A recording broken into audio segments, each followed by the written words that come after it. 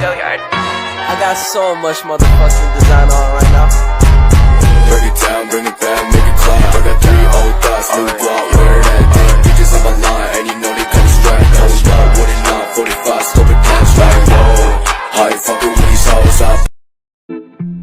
Assalamualaikum warahmatullahi wabarakatuh. Perkenalkan, nama saya Marlena Fitriani, NIM 2214201022. Saya dari kelas 1A keperawatan. Di sini saya akan membuat video untuk memenuhi tugas bersama Ibu Ilmi. Nah, pasti teman-teman sistem saraf adalah kontrol tubuh, pengaturan dan jaringan komunikasi yang mengarahkan fungsi dan organ sistem tubuh. Pusat dari semua aktivitas meliputi pemikiran, pembelajaran, dan memori. Nah, adapun fungsi dari sistem saraf tersebut, yang pertama, menerima informasi dari dalam maupun dari luar melalui efek sensorik. Yang kedua, mengkomunikasikan informasi antara sistem saraf perifer dan sistem saraf pusat. Nah, yang ketiga fungsinya adalah mengolah informasi yang diterima baik di tingkat saraf maupun di otak untuk menentukan respon yang tepat dengan situasi yang dihadapi. Yang keempat, menghantarkan informasi secara cepat melalui eferen ke organ-organ tubuh sebagai kontrol atau modifikasi tindakan. Nah, ada pula jenis sel saraf berdasarkan fungsinya, yaitu ada 3. Yang pertama, sel saraf sensorik atau aferen. Sel saraf yang mempunyai fungsi menerima rangsangan dari datangnya pada tubuh atau panca indera dirubah menjadi impuls rangsangan saraf dan meneruskan ke otak. Nah, mari kita masuk ke sel saraf motorik atau sel saraf eferen. Sel saraf yang mempunyai fungsi untuk membawa impuls saraf dari pusat saraf otak dan sumsum tulang belakang menuju otot. Kita masuk yang ketiga, sel saraf penghubung atau interpyramid atau asosiasi.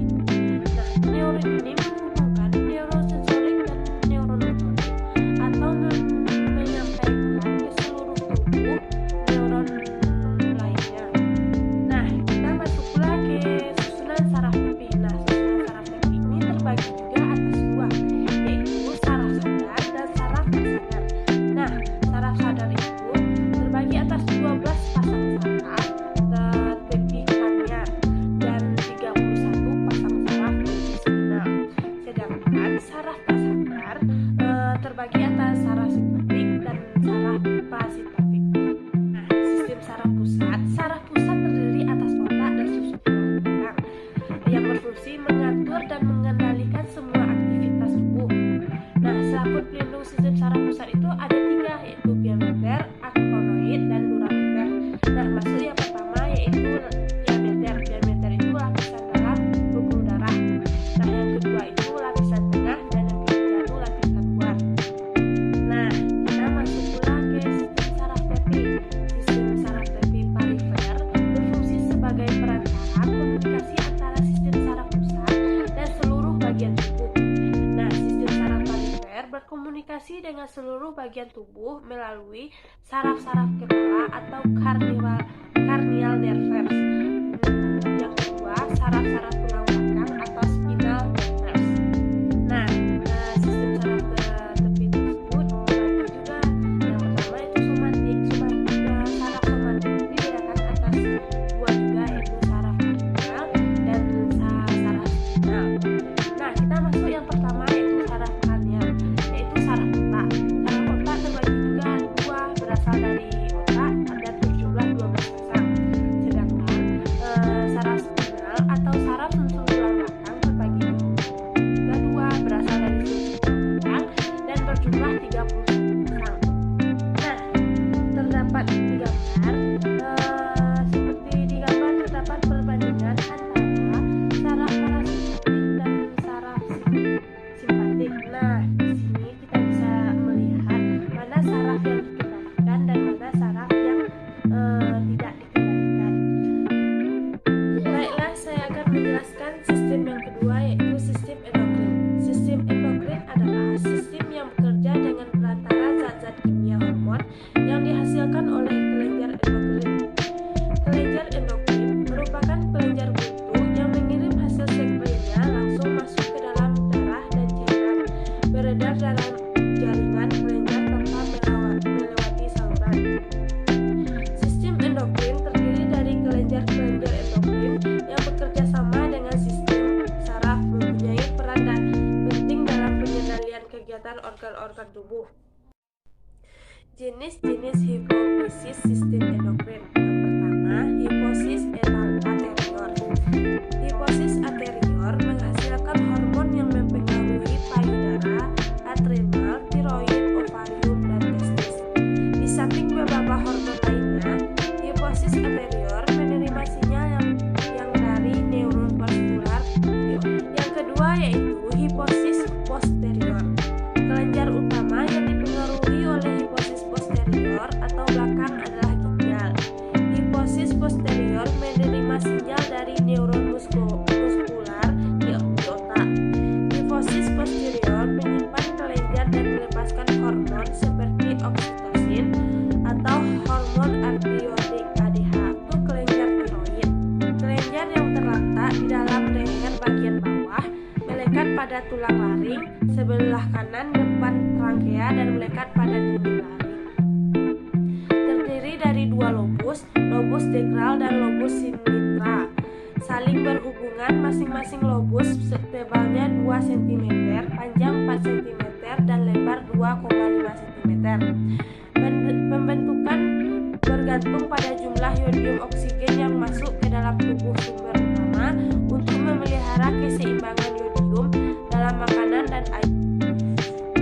Yang keempat yaitu kelenjar pankreatit, yaitu terletak di atas rambut yang membungkus kelenjar tiroid. Terdapat 2 pasang terletak di belakang tiap lobus dari kelenjar tiroid, 2 sebelah kiri dan 2 di sebelah kanan. Yang kelima yaitu kelenjar adrenal. Berbentuk ceper terdapat pada bagian atas dari ginjal, beratnya kira-kira 5-9 gram, berjumlah 2 buah sesuai dengan jumlah ginjal. Terdiri dari 2 bagian yaitu bagian luar dan berasal dari sel-sel ektodernal. Bagian korteks menghasilkan hormon-hormon yang dikategorikan sebagai hormon steroid, sedangkan bagian madula menghasilkan katekolamin. Hormon-hormon yang dihasilkan oleh kelenjar tiroid yaitu hormon trikosin atau triotitronin, berfungsi sebagai proses metabolisme, pertumbuhan fisik, perkembangan mental, kematangan seks, distribusi air dan garam dalam tubuh. Yang kedua yaitu kalsitonin. Fungsinya menjaga keseimbangan kalsium dalam darah. Hormon yang dihasilkan oleh hipofisis. Yang pertama yaitu lobus kelenjar hipofisis, lobus anterior, yaitu hormon yang dihasilkan stimulating hormon TSH. Fungsinya untuk memasang kelenjar tiroid untuk memproduksi trioksin. Yang kedua yaitu ACTH untuk merangsang korteks adrenal untuk memproduksi kontraktoid. Yang ketiga yaitu FSH, yaitu mendorong pembentukan dan pematangan gamet. Yang keempat yaitu LH, fungsinya untuk mendorong sekre hormon reproduksi di ovarium dan testis. Yang keempat yaitu GH, yaitu fungsinya untuk merangsang pertumbuhan tulang. Nah, lobus posterior hormonnya itu oksitosin, fungsinya untuk membantu merangsang kontraksi otot pada uterus. Yang kedua yaitu ADH, fungsinya untuk menjaga kadar air. Selanjutnya hormon yang dihasilkan oleh kelenjar pankreas. Yang pertama yaitu hormon insulin, fungsinya untuk mengubah gula darah glukosa menjadi gula otot glikogen di hati sehingga kadar gula menurun. Yang kedua yaitu hormon glukogen, fungsinya untuk mengubah glikogen menjadi glukosa sehingga kadar gula darah meningkat. Kelenjar yang dihasilkan oleh kelenjar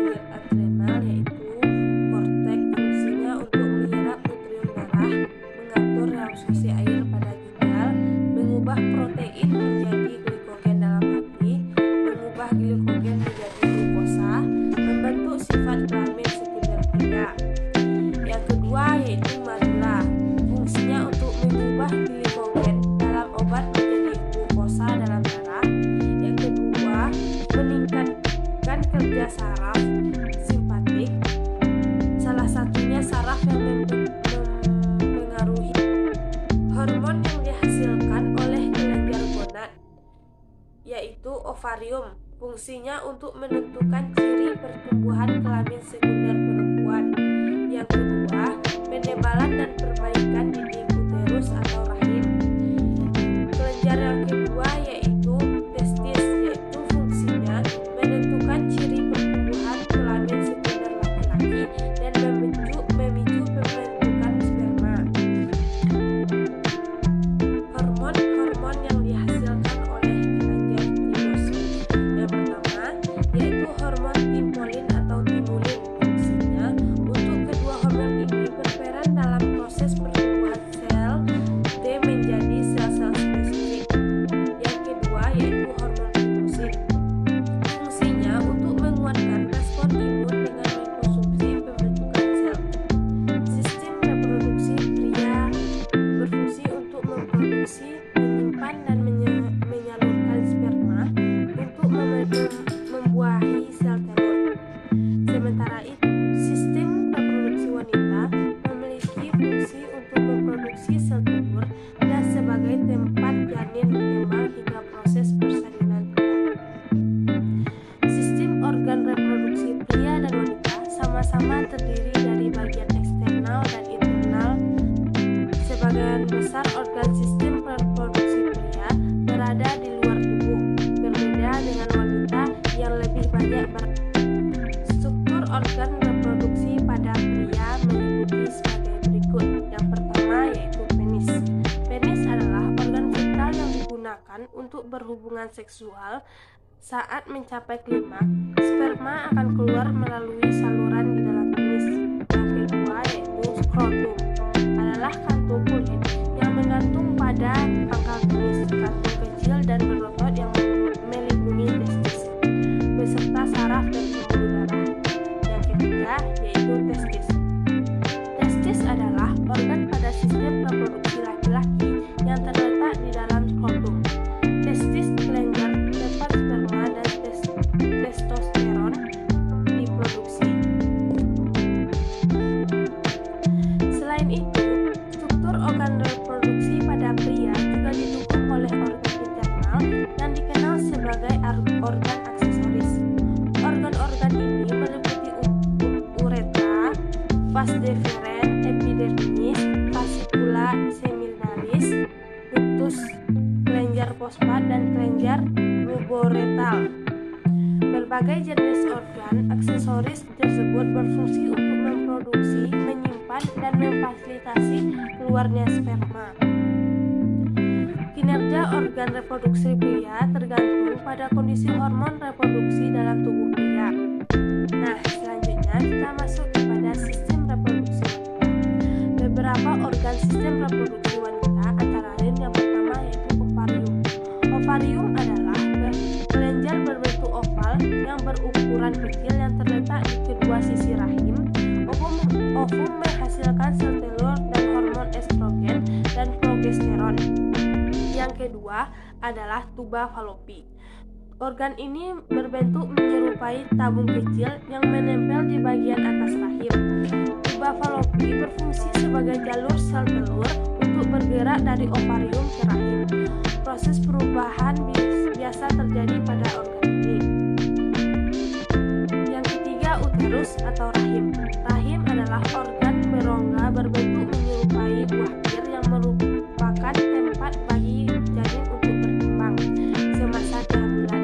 Bagian bawah atau leher rahim yang berhubungan dengan vagina dikenal sebagai cervix. Yang keempat yaitu vagina.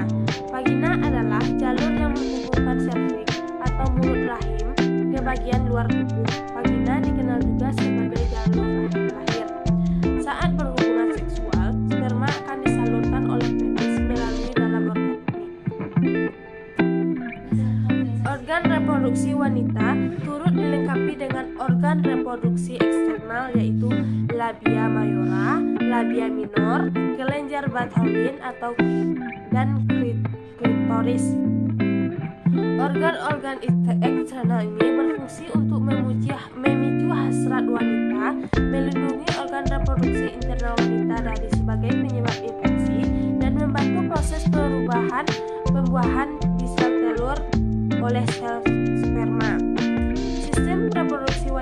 ini bekerja sama dengan 4 hormon reproduksi utama, yaitu FSH, LH, estrogen, dan progesteron.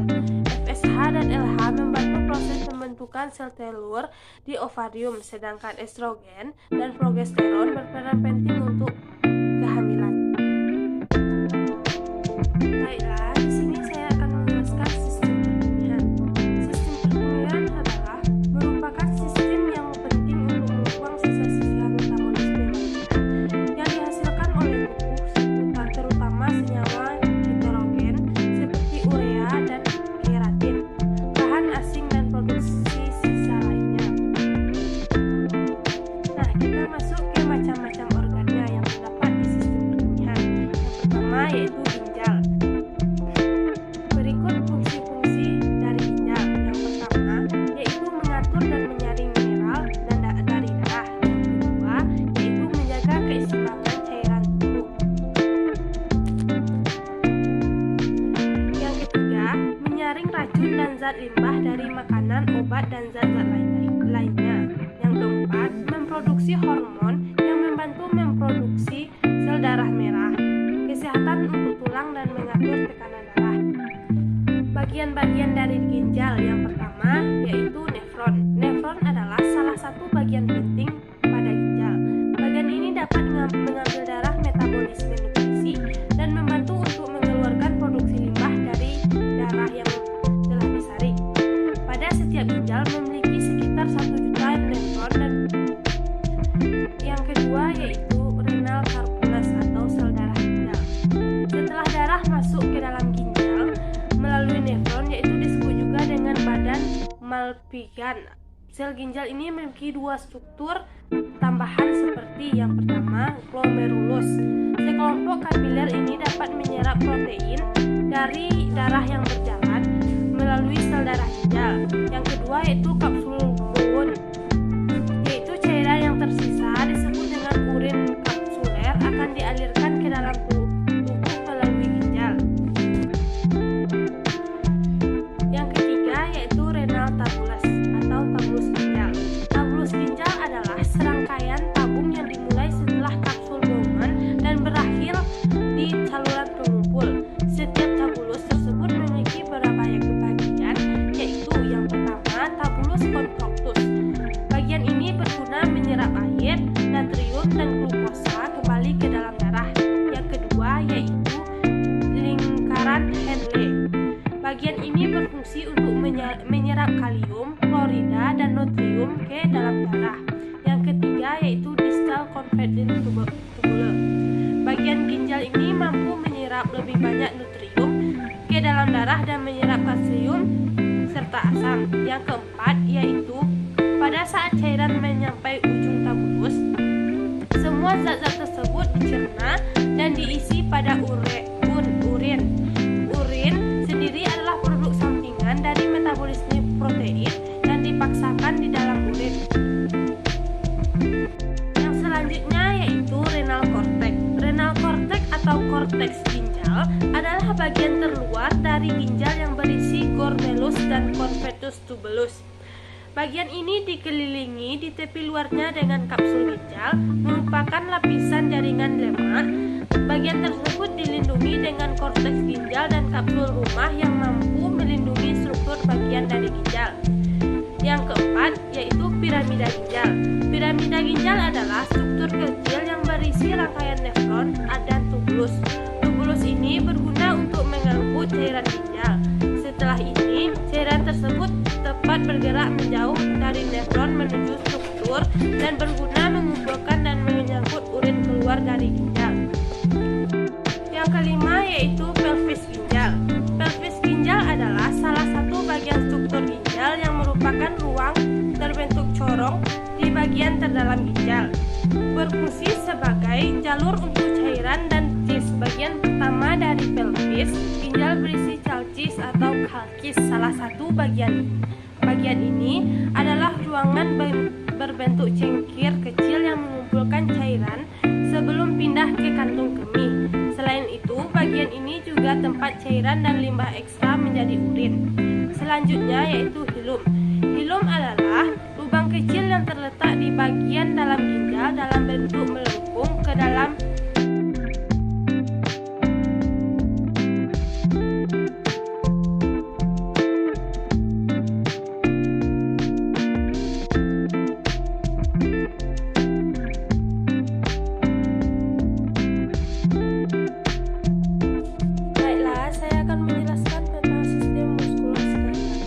muskuloskeletal adalah jaringan ikat yang terdiri atas otot, saraf, serta tulang dan sendi. Sistem ini berperan penting dalam gerakan tubuh. Oleh karena itu, bila sistem muskuloskeletal terganggu, maka kemampuan dalam gerak dan melakukan aktivitas pun bisa terganggu. Anatomi sistem muskuloskeletal. Sistem muskuloskeletal tersusun berbagai bagian dari jaringan tubuh, yaitu yang pertama tulang. Tulang merupakan salah satu bagian utama dalam sistem muskuloskeletal yang berfungsi untuk menopang dan memberikan bentuk tubuh, menunjang gerakan tubuh, melindungi organ dalam tubuh, serta menyimpan mineral, kalsium, dan fosfor.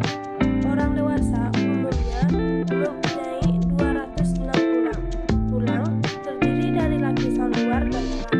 Lapisan luar tulang memiliki tekstur keras serta berbagai macam mineral termasuk kalsium. Yang kedua yaitu sendi. Sendi merupakan sambungan antara kedua tulang. Sendi ada bisa yang digerakkan, tetapi ada juga yang tidak bisa digerakkan. Sendi yang tidak bisa digerakkan contohnya adalah sendi yang terdapat di lempengan tengkorak, sedangkan sendi yang bisa digerakkan meliputi sendi jari tangan dan kaki, siku, pergelangan tangan, bahu, rahang, panggul, lutut, dan pergelangan kaki. Yang ketiga yaitu otot. Ada 3 jenis otot yang merupakan bagian dari sistem muskuloskeletal, yaitu otot rangka, jantung, dan otot polos. Otot rangka adalah otot yang melekat pada tulang dan sendi. Otot ini bisa merenggang dan berkontraksi serta terhadap tubuh, seperti saat berjalan, menggenggam benda, atau saat mengubah posisi tubuh, misalnya menekuk dan meluruskan lengan atau kaki.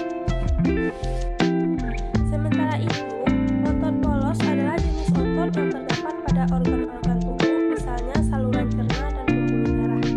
Aktivitas otot polos diatur oleh saraf otonom, sehingga mereka dapat bekerja secara otomatis.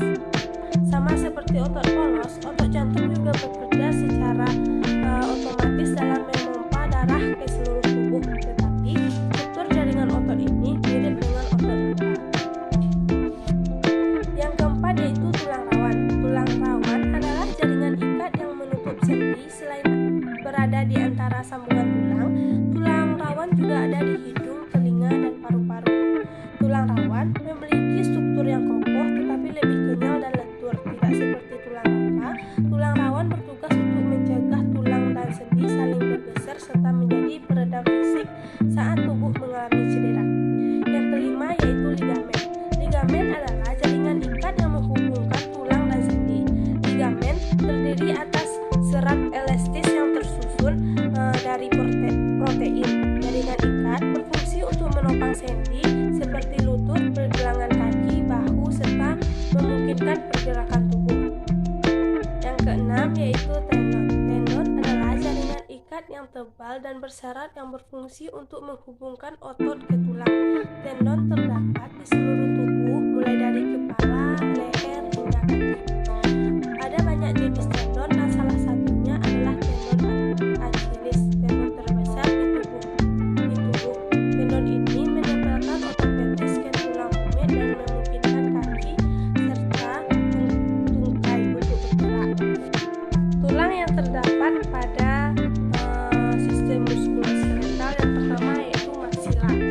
Maksila adalah tulang rahang atas yang tetap tidak diperbagi dalam lubang kaki, terbentuk dari perpaduan dua rahang atas. Yang kedua yaitu manipula atau tulang rahang bawah.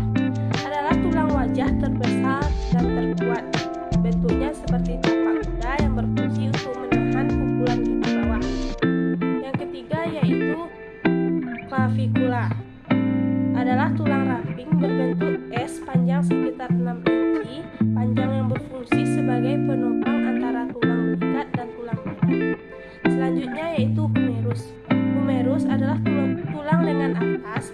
tulang panjang pada lengan yang terletak antara bahu dan siku. Selanjutnya ada tulang rusuk, tulang panjang yang melengkung dan membentuk rongga rusuk yang melindungi dada. Ada tulang sternum atau tulang dada, adalah tulang yang terletak di bagian tengah dada dan berbentuk pipih. Selanjutnya yaitu tulang radius atau tulang penyempil, adalah tulang lengan bawah yang menyambungkan bagian siku dengan tangan di sisi ibu jari. Ulna adalah tulang hasta, adalah tulang panjang di bagian medial lengan bawah, terletak sejajar dengan tulang penyempil. Selanjutnya ada tulang pelvis atau panggul, adalah daerah batang tubuh bagian bawah yang berada di antara abdomen dan paha. Panggul bagian belakang merupakan daerah pinggul yang tersusun atas tulang kelangkang dan tulang ekor. Selanjutnya yaitu femur atau tulang paha, adalah bagian tubuh terbesar dan tulang terkuat pada tubuh manusia, menghubungkan tubuh bagian pinggul dan lutut. Selanjutnya yaitu patella atau tulang tempurung lutut atau tulang lutut, adalah tulang berbentuk segitiga yang tebal yang akan bersendi dengan tulang paha. Fungsinya adalah untuk membungkus dan melindungi sendi lutut. Tibia atau tulang keri, adalah tulang yang kuat yang berada di bawah tulang lutut patella yang berhubungan tulang lutut dengan tulang pergelangan kaki. Selanjutnya ada tulang fibula atau tulang betis, adalah tulang yang terletak di belakang tulang kering pada tungkai bawah, tepatnya di bagian atas dan bawah. Tulang betis berukuran lebih kecil daripada tulang fibula. Otot apa saja sih yang terdapat di dalam sistem muskuloskeletal? Yang pertama ada otot sternocleidomastoid, yang kedua ada otot pectoris major, yang ketiga ada otot bicep, yang keempat ada otot brachioradialis, yang kelima ada external abdoculum, yang keenam ada rectus abdomen, ada rectus femoris, sertorus, extensor tibialis, dan otot lainnya. Masuk kepada sistem jantung atau kardiovaskular. Ruang jantung, di dalam jantung terdapat yang namanya aorta, bilik kiri, bilik kanan, seramik kanan, dan seramik kiri. Nah, atrium kanan atau seramik kanan menerima darah yang dioksigenasikan. Lalu ventril kanan menerima darah dari atrium kanan, atrium kiri menerima darah, lalu ventril kiri menerima darah dari atrium kiri. Sistem yang terdapat pada pembuluh darah itu apa aja sih?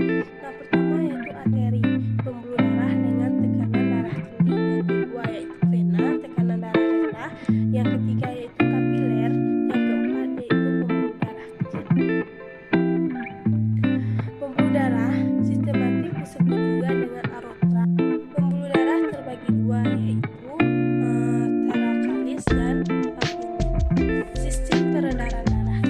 Sistem peredaran darah yang pertama itu vertikal kanan berkontraksi sehingga darah dipompa ke paru-paru melewati arteri pulmoner. Lalu arteri pulmoner melanjutkan darah ke kapiler paru-paru kiri dan kanan. Dari paru-paru kiri dan kanan dilanjutkan kembali menuju jantung melalui vena pulmoner. Dari vena pulmoner akan diterima kembali oleh jantung, tepatnya di atrium kiri. Dari atrium kiri akan dilanjutkan ke vertikal kiri. Jika vertikal kanan memompa darah ke paru-paru, maka vertikal kiri memompa darah ke seluruh tubuh. Lalu vertikal kiri memompa darah ke seluruh tubuh pada bagian supersior dan interior. Sistem hematologi dan sistem imun. Yang pertama yaitu darah. Darah merupakan medium transport tubuh. Darah berperan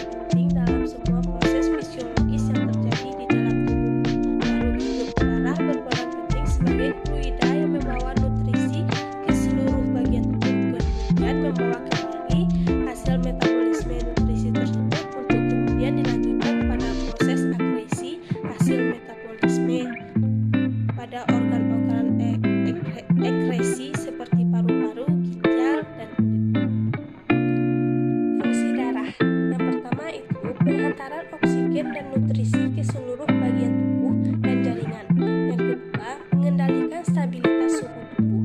Yang ketiga, yaitu pembentukan agen pembekuan darah. Yang keempat, sebagai alat pertahanan tubuh untuk melawan infeksi. Yang kelima, pengangkutan hasil metabolisme menuju ginjal dan hati untuk proses filtrasi. Yang terakhir, pengangkut hormon yang diekskresikan.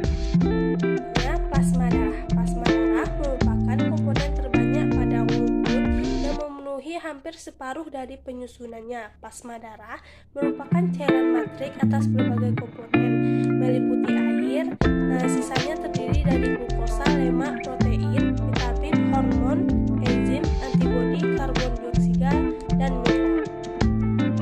Sel darah merah atau eritrosit. Eritrosit, sel darah merah merupakan komponen sel dengan jumlah terbesar dalam darah dan memiliki fungsi penting dalam darah, yaitu sebagai sel pengangkut oksigen. Jumlah eritrosit pada laki-laki dewasa yang sehat sekitar 5,4 juta sel per mikroliter darah, sedangkan untuk wanita dewasa sehat berjumlah sekitar 4,8 juta sel per mikroliter darah. Eritrosit merupakan salah satu sel darah yang dapat menjalankan fungsinya tanpa meninggalkan pembuluh darah. Hemoglobin Hb adalah protein dalam sel darah merah yang berfungsi untuk memberikan warna merah pada darah yang mengikat oksigen. Warna kebiruan dalam kondisi kurang oksigen mengangkut oksigen dari paru-paru ke seluruh tubuh dan membawa kembali karbon dioksida dari seluruh sel ke paru-paru untuk dikeluarkan dari tubuh. Plasma darah. Plasma darah adalah bagian darah yang encer tanpa sel-sel darah warnanya bening kekuningan. Hampir 90% dari plasma terdiri atas air. Plasma diperoleh dengan memutar sel darah diberikan secara intravena untuk mengembalikan volume darah dan menyediakan substansi yang hilang dari darah. Sistem pencernaan dan metabolisme tubuh. Sistem pencernaan adalah proses yang dilakukan oleh sistem organ pencernaan untuk mengolah makanan agar dapat diserap nutrisinya dan diubah menjadi energi. Sistem pencernaan terdiri dari organ pencernaan yaitu mulut, kerongkongan, lambung, usus halus, usus besar, dan anus. Kelenjar pencernaan yaitu kelenjar ludah, pankreas, hati, dan mulut. Pencernaan dibagi menjadi dua, yaitu pencernaan mekanik dan pencernaan secara kimiawi. Pencernaan secara mekanik merupakan proses pencernaan makanan menjadi molekul yang lebih kecil tanpa melibatkan enzim. Contohnya, pencernaan secara mekanik adalah ketika gigi sedang mengunyah makanan. Pencernaan kimiawi adalah proses pemecahan makanan dengan bantuan enzim, zat kimia yang dihasilkan tubuh untuk mempercepat reaksi-reaksi kimia. Organ pencernaan manusia yang pertama yaitu rongga mulut. Di mulut ada gigi, lidah, dan kelenjar ludah sebagai bagian sistem pencernaan. Makanan yang masuk ke mulut akan mengalami proses pencernaan mekanik oleh gigi, juga kimiawi oleh enzim amilase. Yang kedua, kerongkongan. Jalur masuk makanan ke kerongkongan bernama faring. Kerongkongan adalah jalannya makanan dari mulut menuju ke lambung. Dinding kerongkongan yang dapat otot melakukan gerakan parastatik agar makanan terdorong masuk. Selanjutnya yaitu lambung. Letaknya di bawah sekat rongga dada, bentuknya seperti kantung. Lambung terbagi 3 bagian, yakni bagian atas, bagian tengah, dan bagian bawah. Dinding lambung bagian kudus menghasilkan getah lambung yang mengandung air, asam klorida, dan enzim pencernaan seperti renin lipase. Usus halus. Usus halus berada di antara lambung dan usus berdasarkan terdiri atas usus 12 jari, usus kosong, usus penyerapan lemur. Usus besar atau kolon. Usus besar terdiri dari ascendent, kanan rongga perut, transversum melintang dari kanan ke kiri di bagian atas rongga perut, descendent, kiri rongga perut, sigmoid bagian terhubung dengan rektum. Rektum dan anus. Rektum adalah sebuah ruangan yang berasal dari ujung usus besar setelah kolon